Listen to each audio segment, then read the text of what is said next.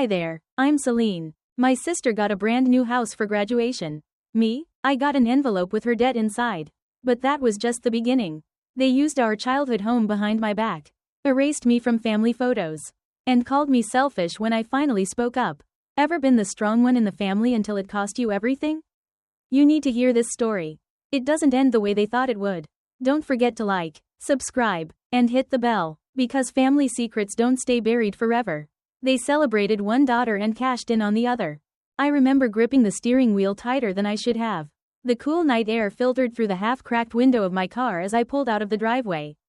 Headlights casting long shadows across the trimmed hedges that used to feel like home. My chest burned, not with rage, but something quieter, something lonelier. I didn't go straight home. I drove around Boise aimlessly for a while, letting the familiar streets blur past like static. Downtown was still lively, young couples out on late dinners, students clinking glasses in rooftop bars. I stopped at a red light near 6th and Main and just sat there. Even after it turned green.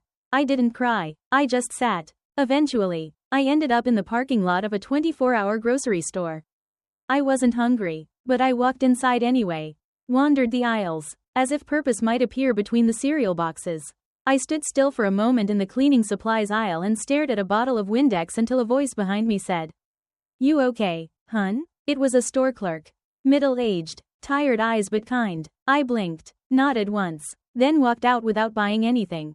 By the time I got back to my apartment, it was past midnight. I kicked off my shoes, shrugged off my jacket, and dropped the envelope on the kitchen counter like it was something toxic. That ridiculous sticky note still clung to it.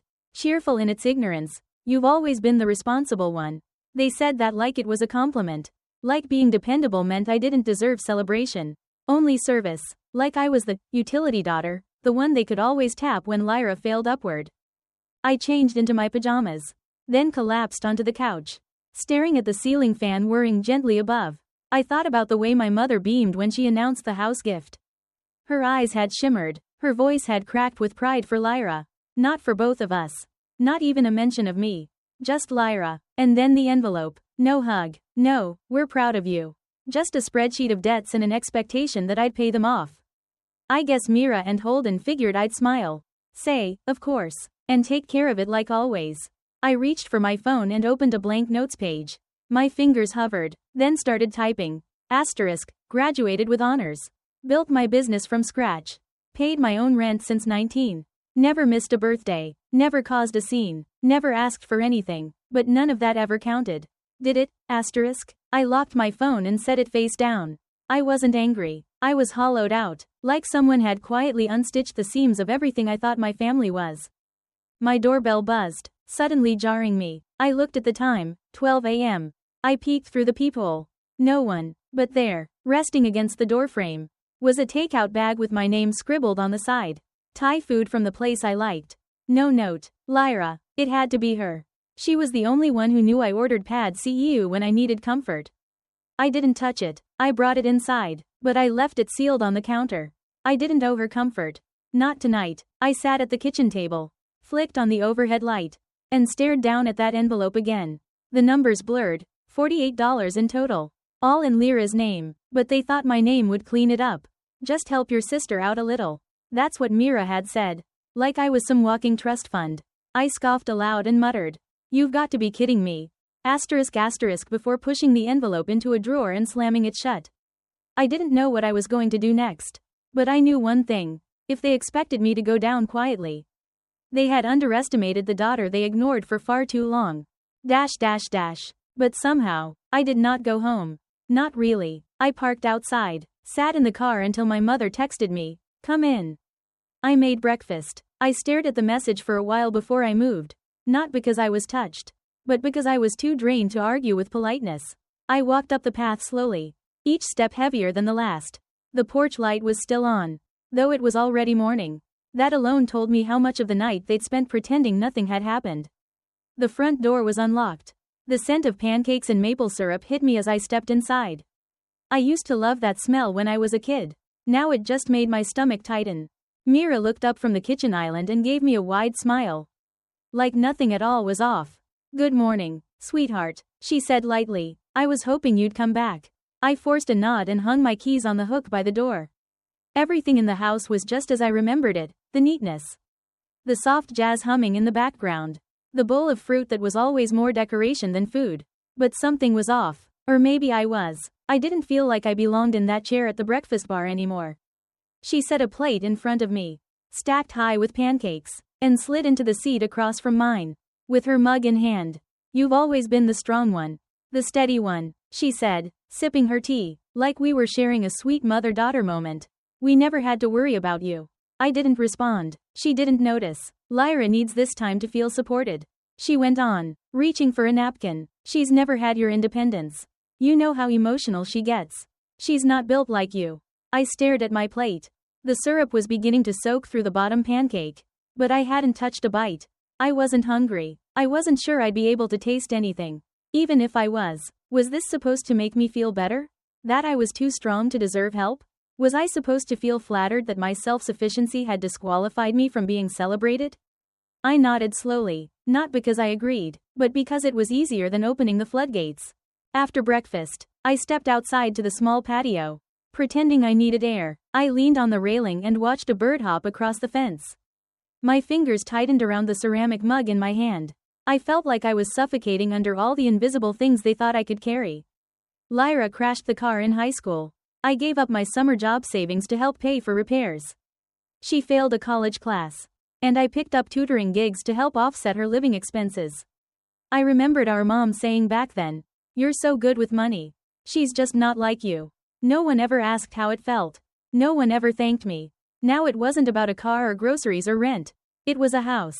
An entire house. Gifted to Lyra, while I was handed her debt like a party favor. All because I had the nerve to be responsible.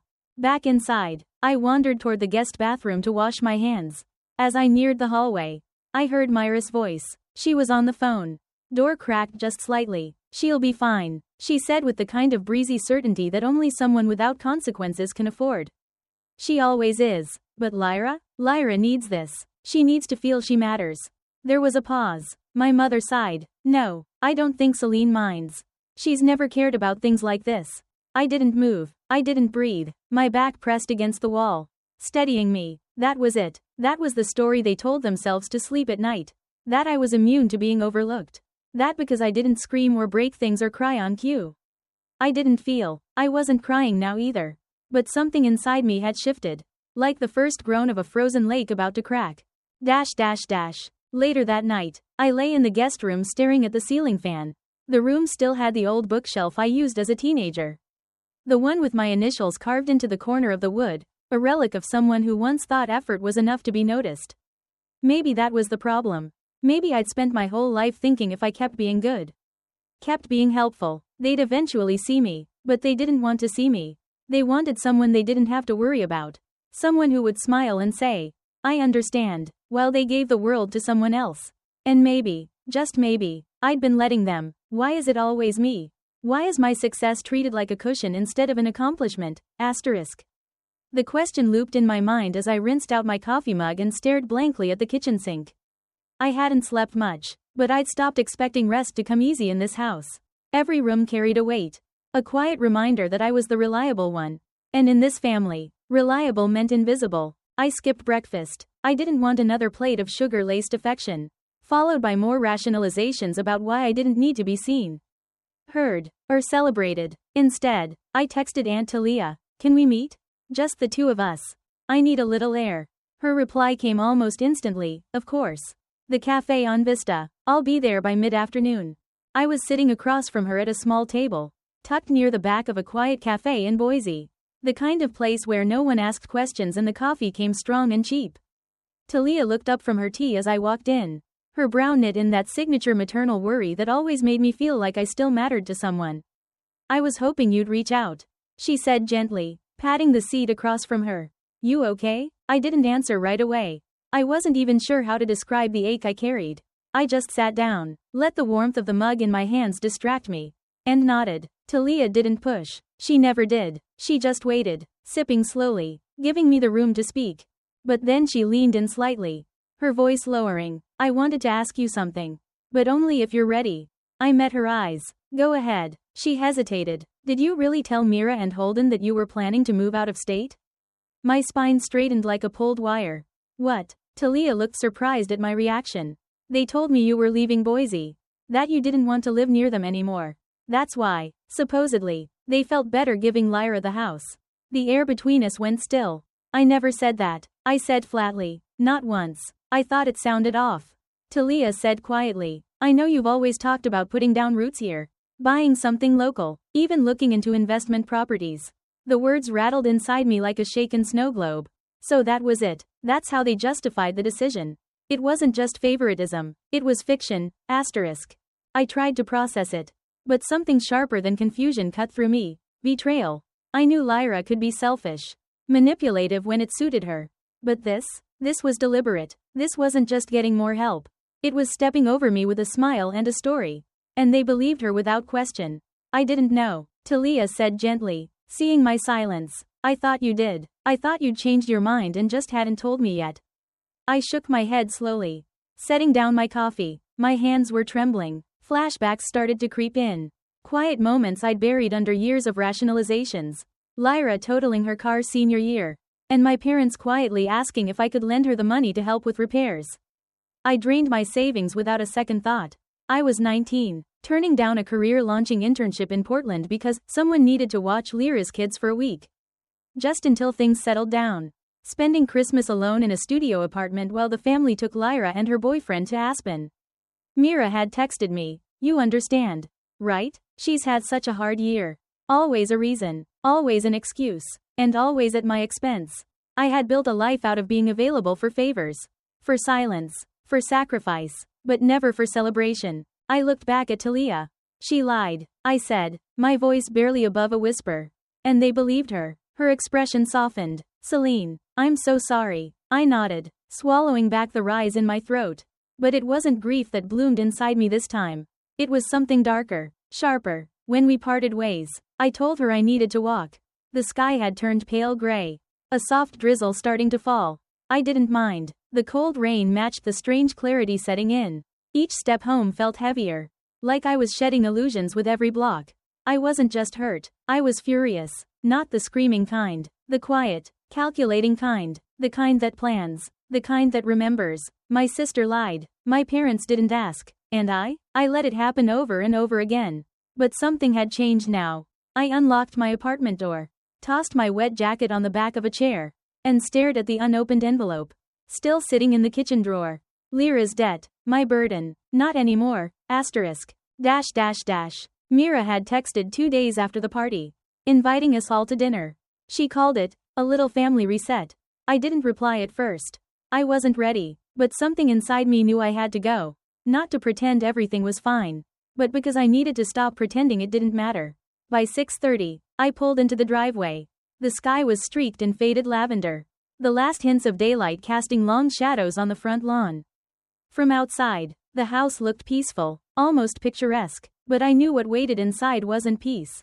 It was a performance. The front door was already cracked open when I walked in. Mira had lit the candles on the dining table. Holden was at the grill, humming as if he hadn't watched his wife hand one daughter a house and the other a spreadsheet of someone else's debts. Lyra sat on the couch, scrolling through her phone, not even looking up. I washed my hands at the kitchen sink and sat down at the table.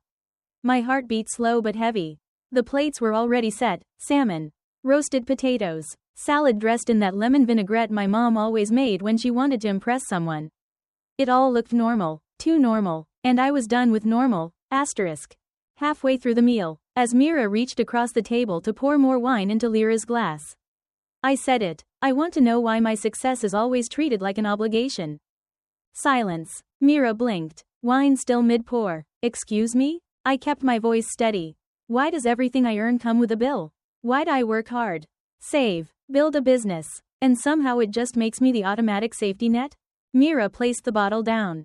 Her smile taut. Sweetheart, that's not fair. You've always been the strong one. We never had to worry about you. I met her gaze. That's the point. You never had to. But you did anyway. You turned my strength into your excuse. You're being dramatic, she snapped, her voice slicing through the candlelit air. You know your sisters had a harder time. You've always been the one who didn't mind stepping in. That's the thing, I said, eyes narrowing. I've always minded. I just didn't think I was allowed to say so, asterisk. Lyra let out a breathy laugh. shaking her head. You always say you don't care about money. Celine, isn't that your whole thing? Now suddenly you do? I care about being valued. I replied. And not just when someone needs something paid off. That's when Mira lost it. Oh, don't do this. Don't sit there and act like you've been mistreated. We've done everything for this family. And you just want attention now that your sister finally gets a moment. A moment? I asked, my voice rising. She got a house. She needed a home. Mira snapped. You already had stability. You're being selfish. You're bitter. That's what this is really about. Isn't it? You can't stand not being the center for once. Each word felt like a hammer. I looked across the table. Just hoping that Holden would say something. Anything. Dad, I asked, voice quieter now. You agree with this? He didn't even lift his head. Just poked at his salmon and mumbled.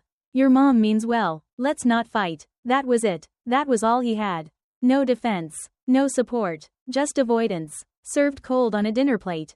Something inside me shifted. It wasn't new pain. It was old pain. Now unmasked. The kind I had buried under responsibilities and birthdays and picking up the slack. I stood up. My napkin fell to the floor. But I didn't pick it up. You know what hurts the most? I said, my voice steady. Despite the tremble I could feel building. That you think this is new. That you think this is about one house. You don't realize I've been swallowing this my whole life. Mira rolled her eyes. Here we go. Number. I said, cutting her off. Here I go out. I stepped back from the table. No one moved. No one followed. The walls of my apartment were still bare. Just cream-colored drywall and scuff marks from past tenants. But they held me in a way my parents' house never had. I sat in a folding chair near the window, knees tucked to my chest, sipping black coffee out of a chipped mug I'd had since college. There was no sofa, no table, no framed photos, but the silence was finally mine. I had only been there a few days. Just enough time to realize that peace wasn't about perfection. It was about permission. Permission to breathe without bracing for the next favor someone expected me to fulfill. My phone buzzed from the countertop. I didn't recognize the number. But the message made my stomach clench. Hey, this is Ben. Remember me from Roosevelt High? I'm doing some title work on a house out in Rockpoint and noticed something weird. Did your family sell off the deed to 1331 Willow Lane? My breath hitched. That was the address of our childhood home. The one with the cracked porch swing I used to sit on while doing homework. The same house I helped pay property taxes on during the recession. The home they promised would always stay in the family. I called Ben immediately. He picked up with a hesitant tone. Hey, sorry if that text was out of line. It's just, your name popped into my head when I saw the address. Thought I should ask. What do you mean? Sold off? I asked, heart thudding. Well, it looks like it was used as collateral. The original deed was placed under a temporary lien. It's tied to a new construction mortgage out in Rockpoint. I didn't need to ask whose name was on that new house. It was Lyra's. I thanked him and hung up. My fingers already trembling as I opened the county records portal. A few minutes later, I had the confirmation in front of me. The mortgage listed our family home as security. The same home I once asked to buy into. The same one I thought stupidly might be mine someday. And they hadn't even told me. My hands moved before my brain could catch up. I opened my text app and typed, "You mortgaged Willow Lane without telling me." It took only a few seconds for Mira to respond. "You don't live there anymore." "Celine, you said you were leaving." My jaw clenched so tight I could feel the tension ripple through my neck. That wasn't just dismissal. It was erasure. I wasn't just a daughter who had moved out. I was someone they'd edited out of the family ledger. And all for Lyra. I opened my laptop and began to type. The words came quickly, sharply, not out of spite, but out of finality. Subject. Legal boundaries, to Mira and Holden, effective immediately. If either of you use my name, my credit, my savings, or my assumed availability for any financial matter, including but not limited to loans, mortgages, or emergency assistance, I will pursue legal counsel. This is not an emotional threat. It is a formal boundary. For years, I've been the strong one, the silent one, the reliable one, but I'm not your fallback plan. I'm not your walking checkbook. And I'm not afraid to defend my worth anymore. I have no interest in punishing anyone. But I will not allow this pattern to continue. Celine. I reread it once. Then I hit send. I didn't cry. I didn't pace the room or rehearse what ifs. I just closed the laptop and leaned back in the chair. The hum of the fridge was the only sound. Dash dash dash. Later that night, I sat on the floor, cross-legged beside my still unopened box of books. I ran my fingers along the tape, feeling the texture of independence, the sharp edge of choosing yourself, even when it means letting go of people who should have never made you choose. I had always believed that strength meant enduring, but maybe strength was actually saying enough. There was grief, of course. Not just for the lie, not just for the house, but for the hope I'd carried for so long that one day they'd see me. That one day I wouldn't have to explain why I mattered. I stood and walked to the window. The street was quiet, the kind of stillness that didn't ask anything from you. No conditions, no expectations, just quiet. For the first time in my adult life, I wasn't waiting for an apology. I wasn't begging to be understood. I was done being their secret safety net. And I wasn't sorry for stepping away. I thought the worst was behind me. But I'd underestimated how deep the damage really went. There's a strange kind of stillness that settles after you cut ties with people you were raised to believe would never hurt you. It's not peace exactly. It's more like the echo that follows a slammed door, sharp, echoing, and eventually quiet. In the days after sending that email to my parents, I found myself writing journals, long text drafts I never sent, notes app entries titled things like, "Lessons from Being the Responsible One," and "Stop Explaining Your Worth."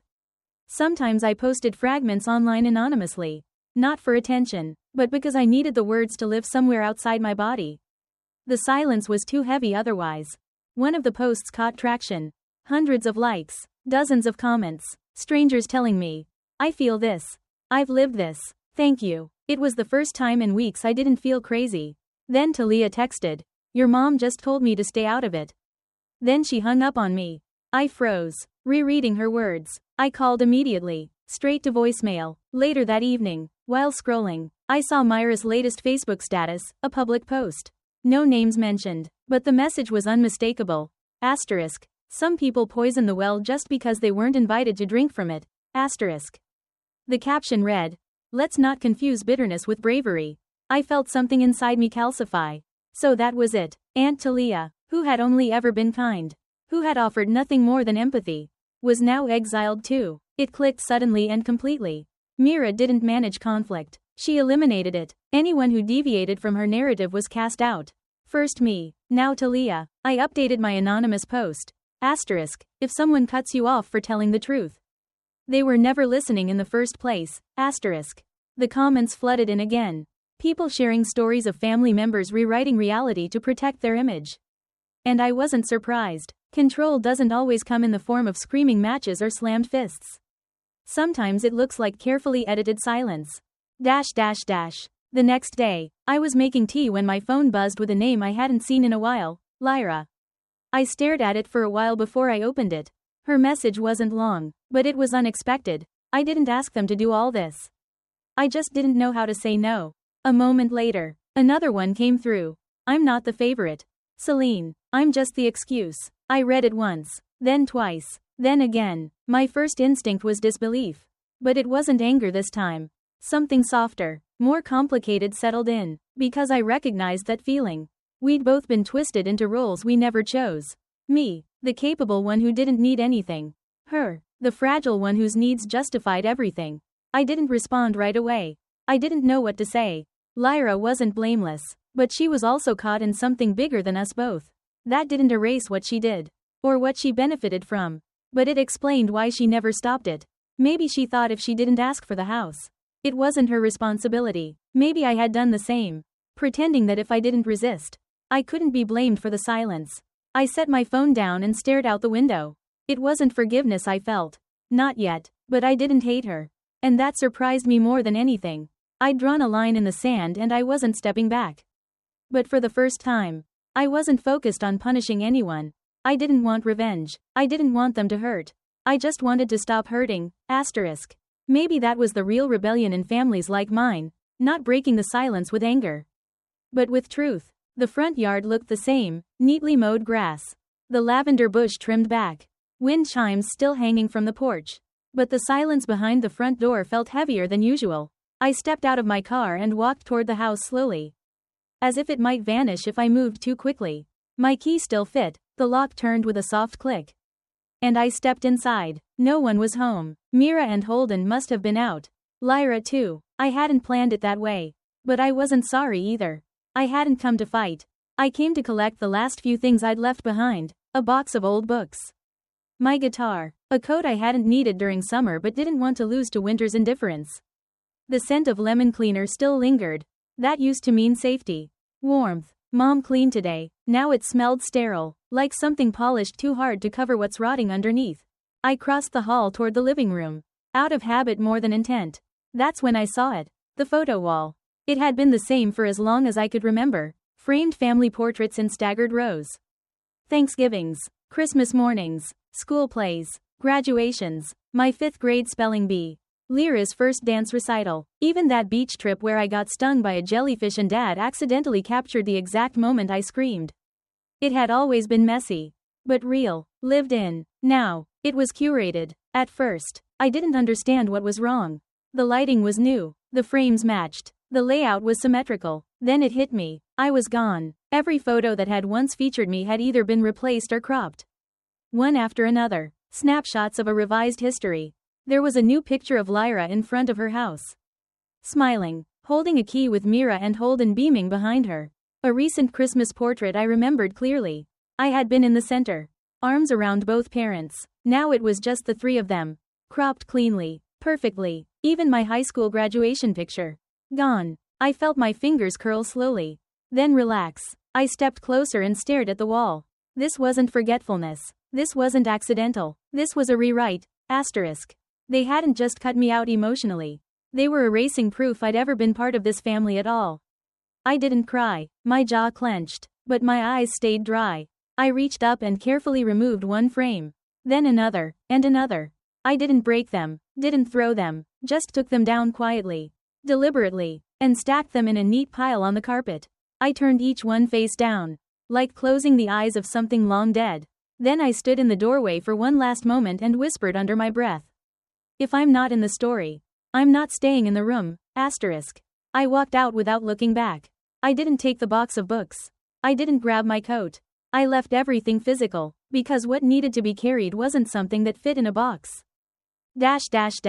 Back at my apartment, the air felt lighter, like the place had been waiting for me to return with something finally severed. I kicked off my shoes, opened the fridge to grab a cold bottle of water, and noticed the small magnet photo still stuck to the corner. It was me at age 6, missing a front tooth, holding a popsicle, wearing a crooked sun hat. The photo was taped to a card from my grandmother, the only one in our family who ever made me feel seen. I removed it carefully, and pinned it to the center of my fridge. I stared at it for a long time. You didn't deserve that. Asterisk. I whispered to the little girl frozen in that picture. And you don't have to carry it anymore. Asterisk. The words felt foreign leaving my lips.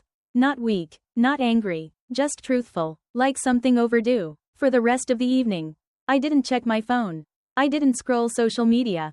I made dinner, folded laundry, swept the kitchen. For the first time in weeks, I didn't rehearse anything in my head.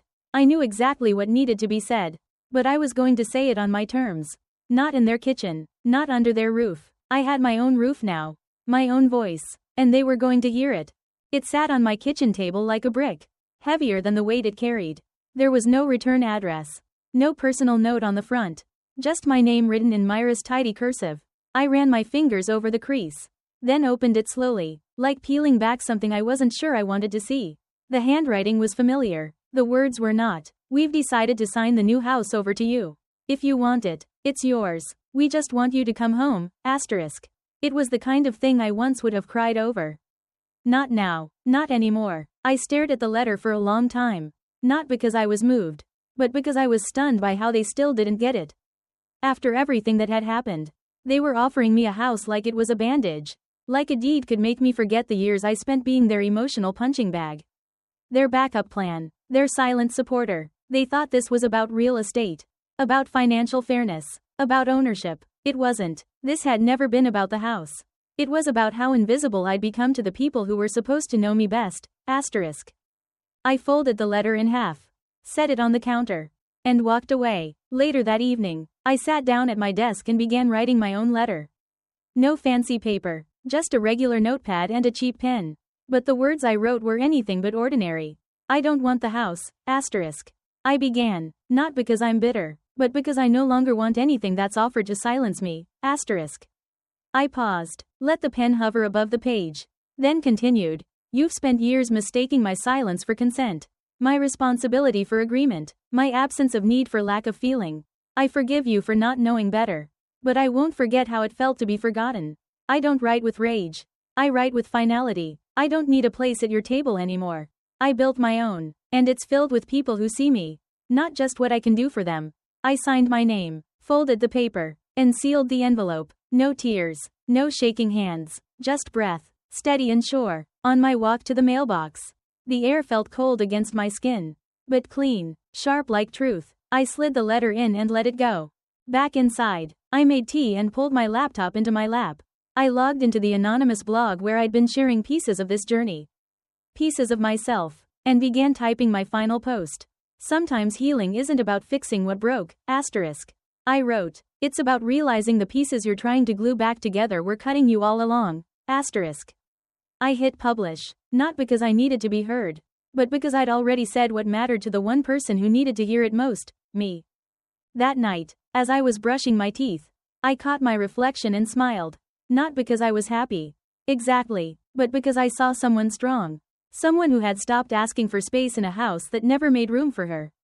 I dried my face with a towel, walked into the living room, and pulled up a travel app on my phone.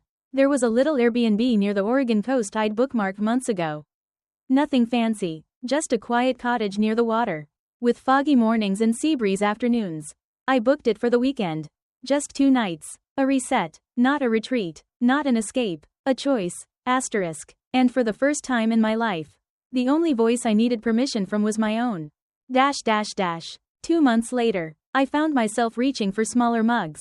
Not because I downsized, though technically I had, but because I didn't need to overfill anymore. I poured just enough coffee into the ceramic cup I'd picked up at a flea market. One with a crack along the side that had been sealed with gold resin. Kintsugi, beautiful because it had broken. The apartment was quiet that morning. No phone buzzing with guilt-laced messages. No texts asking for just one little thing. The peace wasn't loud. It didn't shout. It just stayed, a steady hum underneath the stillness of my days. I was still working freelance, consulting with a few new clients who valued boundaries as much as results. I spent my afternoons replying to emails, editing project timelines, taking breaks to water the small basil plant on my windowsill. A life not dramatic, not chaotic, but mine. One Tuesday while I was slicing an avocado for lunch, my phone rang. It was Aunt Talia. I hadn't heard from her in weeks. Her voice was warm as ever. I've been meaning to call. Just didn't want to stir anything.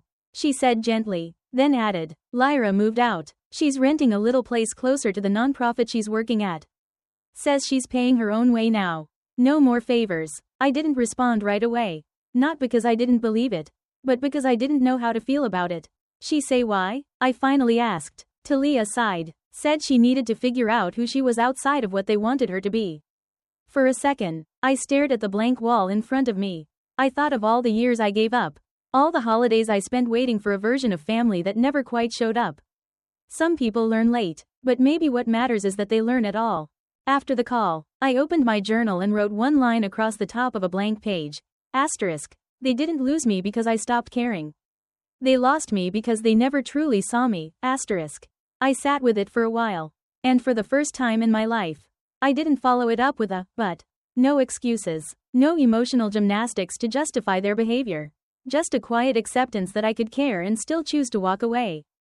That weekend, I made good on the promise I'd written myself weeks ago. I packed a small overnight bag, left my laptop behind, and drove to the Oregon coast. It was cloudy when I arrived, the fog brushing over the cliffs like an old friend. The Airbnb was modest, a cottage tucked behind a row of dune grass, with chipped blue shutters and the faint smell of sea salt baked into the wood. The next morning I stepped into a tiny used bookstore, tucked between a coffee shop and a kayak rental. The bell over the door chimed softly as I entered. The floor creaked under my sneakers. A dusty shelf near the back held classics. And right there, wedged between 2 James Baldwins and a stack of forgotten cookbooks, was a worn copy of Little Women. I smiled. I hadn't read it in years.